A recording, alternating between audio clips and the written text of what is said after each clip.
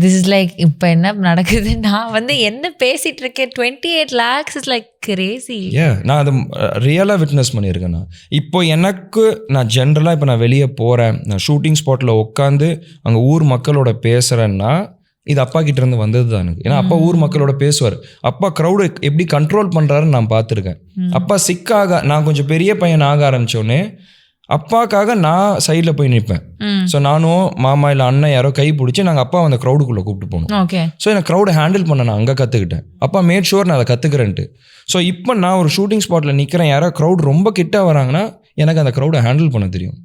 அதுக்கு நான் அவங்கள அடிச்சியோ திட்டியோ மிரட்டி குச்சி கிச்சிலான்ட்டு கையை வச்சே நம்ம அதை க்ரௌட் ஹேண்டில் பண்ண தெரியணும்.